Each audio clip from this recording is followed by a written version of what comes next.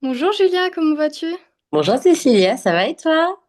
Bah ouais, ça fait un petit moment qu'on s'est pas Oui, vu. ouais, absolument. Est-ce que tu peux commencer par te présenter et dire un petit peu ce que tu fais? Avec plaisir. Alors, donc, je m'appelle Julia, je suis maman de deux enfants de 4 et 8 ans. Je suis professionnellement sur plusieurs activités que je mène depuis un petit moment les unes et les autres. J'ai un cabinet de sophrologie à la maison où j'accompagne principalement des femmes et des enfants autour de la régulation Mhm. émotionnelle. Voilà, le fait de mieux se connaître, d'atteindre des objectifs précis et qu'on définit ensemble. Je suis aussi animatrice d'ateliers pédagogiques autour du jardin, principalement dans des écoles primaires et maternelles, mais à vrai dire aussi auprès d'adultes en situation de handicap. Voilà. Ok. Qu'est-ce que toi tu rencontrais comme difficulté avant de rejoindre le programme? Alors, au moment de rejoindre le programme, j'avais des doutes sur mon TDAH. C'est-à-dire que quand je lisais des choses, je voyais bien que ça correspondait un petit peu à ce que je vivais. Et concrètement, c'était des difficultés d'organisation, des difficultés à me centrer. Enfin, voilà, j'étais très, très dispersée. Et d'ailleurs, je le suis encore toujours un peu. Voilà, Mhm. avoir envie de faire mille choses, d'avoir mille choses dans la tête en même temps. Enfin, j'avais une charge mentale colossale, notamment au niveau professionnel, pas que en tant que maman, mais aussi en tant que maman, mais parce que j'étais sur mille projets en même temps, j'avais mille idées que je n'arrivais pas à trier, à organiser, que je commençais les choses sans réellement aller au bout. Euh, Hmm. et donc, globalement, dans un état de fatigue assez avancé. Euh, État de fatigue et état un peu j'allais dire, de perte de confiance et perte un peu de lassitude. Là, je sentais que j'étais un peu à bout, quoi. Vraiment beaucoup, beaucoup dans ma tête, en fait. Cette espèce de foisonnement que je n'arrivais pas à réguler, que je n'arrivais pas à organiser, dont je voyais bien que je n'arrivais pas à tirer le meilleur. Même sans en tirer le meilleur, en tirer juste quelque chose qui me permette de fonctionner sereinement, de gagner sereinement ma vie, de pas être sans arrêt en train de commencer quelque chose et d'être saisi au vol par une nouvelle idée et hop, de repartir sur cette nouvelle idée sans avoir terminé la première. Et en fait, ça créait dans ma vie un brouillard, une fatigue, et puis un peu un syndrome de je vais jamais y arriver en fait. Je vais jamais arriver. Moi, ma problématique, c'était d'arriver à structurer ma vie professionnelle de façon à ce que je puisse gagner décemment ma vie sans m'épuiser. Ok. Ouais. Est-ce que tu avais des doutes avant de rejoindre l'accompagnement? Oui, j'avais des gros doutes, alors à plusieurs niveaux. Déjà, j'avais un doute sur moi, ce que j'avais. Je pense que j'ai très très longtemps juste pensé que j'étais un peu neuneu. Pas, je voyais bien que je fonctionnais pas comme les autres, que les autres c'était carré, on voyait tout de suite, c'était bien organisé, bien rangé. Moi, je pense que quand j'ai commencé le programme, je pense que j'avais 14 000 mails non lus. Ouais. Je pense que j'en avais 40 000 dans ma boîte mail. Un très gros niveau de bazar. Donc, je pensais juste que c'était moi qui étais pas douée. Donc, je ne savais pas ce que c'était. Ensuite, en commençant le programme, j'avais des doutes sur le programme en lui-même, que j'avais partagé avec Mika quand on avait eu nos premiers échanges.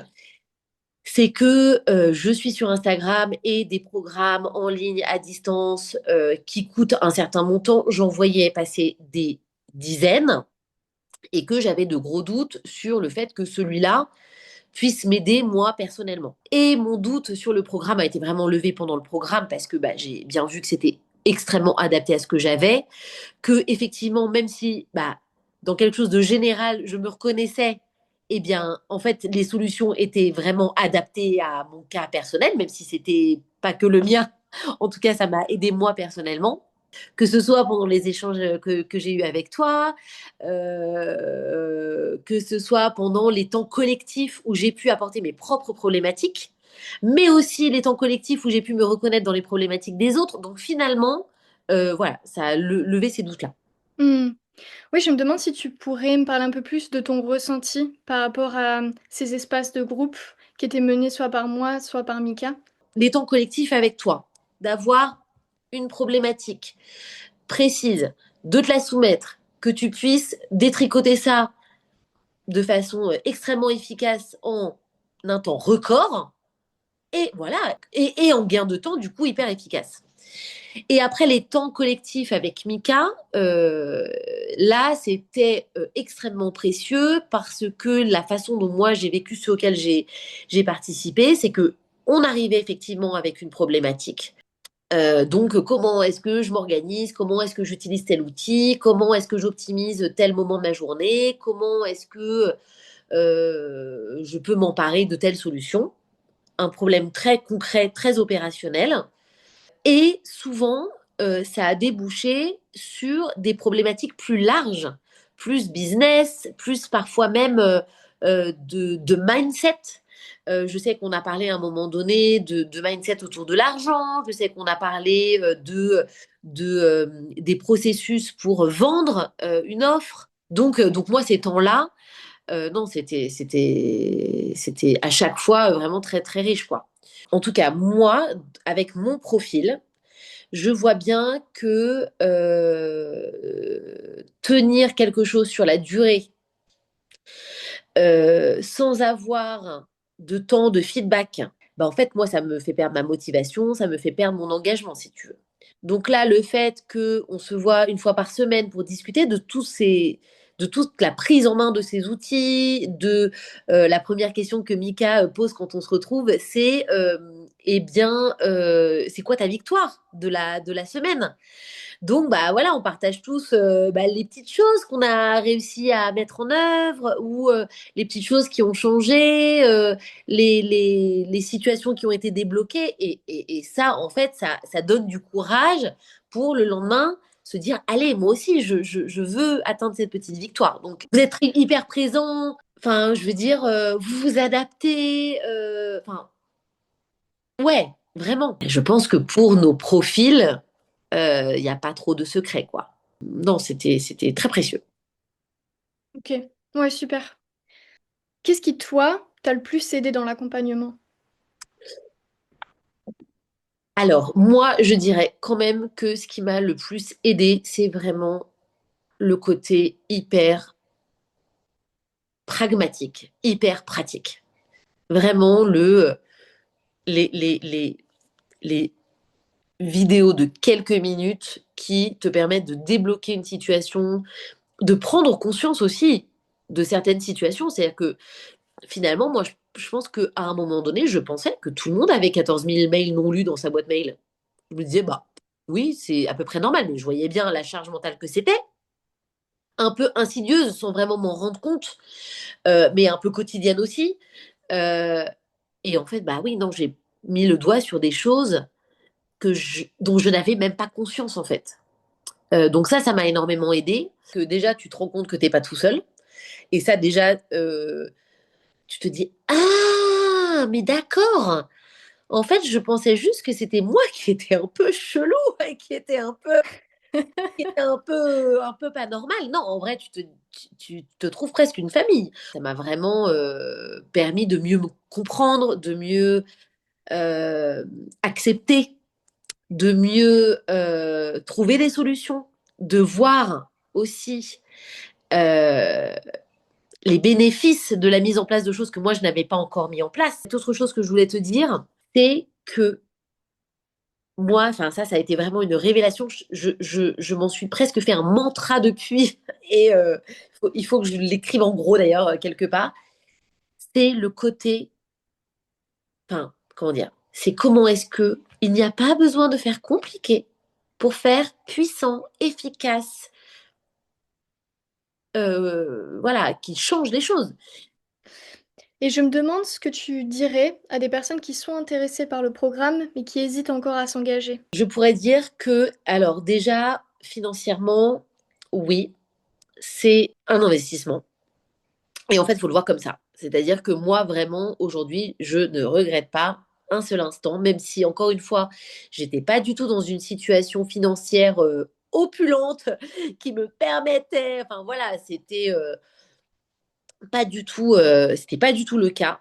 Pour autant, c'était vraiment un investissement qui valait le coup pour moi parce que maintenant que c'est là, ça ne pourra plus jamais ne plus être, en fait. En vrai, la lumière est là, quoi. Donc, euh, Mmh. donc, à ces personnes-là, voilà, je dirais oui, c'est un investissement en argent et en temps, mais euh, ce qui en découle, c'est vraiment du soulagement, de la clarté, de la compréhension. C'est hyper bénéfique. Et donc voilà, donc aussi j'assume beaucoup, beaucoup mieux ce que je suis, quoi. Donc Ouais. aussi très soulageant. On ne cherche pas à se contorsionner pour être aussi, voilà, j'allais dire linéaire, enfin c'est pas forcément le terme, enfin aussi condensé que certaines personnes qui ont un sujet et qui le mènent toute leur vie. Et moi, ça me fascine et je suis admirative, mais c'est pas moi. Et c'est OK en fait. Oui et c'est vrai que ce qui est intéressant avec Hyperfocus, c'est qu'il y a cette, volonté de construire un système d'organisation, mais qui reste flexible, pas un système qui est rigide Totalement. et qui correspond pas à nos besoins et à nos façons de fonctionner, en fait. Totalement. Et petite dernière question pour finir, est-ce que tu as l'impression qu'il y a une chose qui serait importante à dire sur Hyperfocus, sur laquelle on communique pas forcément? Alors, moi, ma crainte dans ce genre de programme, c'est le côté, tu sais, on voit sur Instagram les mecs, tu vois, voilà, de rouler des mécaniques. Et en fait, le gars, tu le vois en vidéo, tu le vois jamais, tu lui parles jamais, etc. Moi, déjà, ce qui m'a vachement marqué, c'est que, bah, en fait, c'est avec Mika que j'ai échangé deux, trois fois, je sais plus, mais deux ou trois fois avant le début du programme, avant même que je m'engage. Tu vois, c'est lui qui était là. J'allais dire qu'il essayait de me convaincre, mais c'était même pas du tout ça. C'est que je pense qu'il est tellement convaincu que ça va être utile qu'en fait, c'est presque. Mais franchement, je sais que tu as l'impression que je te vends ma soupe, mais en vrai, c'est pour toi que je le dis. Tu vois, et avec le recul, ça, je le sens très bien. Tu vois, que bah, en vrai, c'est vraiment presque pour nous qu'il le fait. Enfin, je sais pas comment le dire, parce qu'évidemment, c'est son gagne-pain, mais ouais, vraiment. C'est pas Merci pour ton retour, Julia. avec plaisir.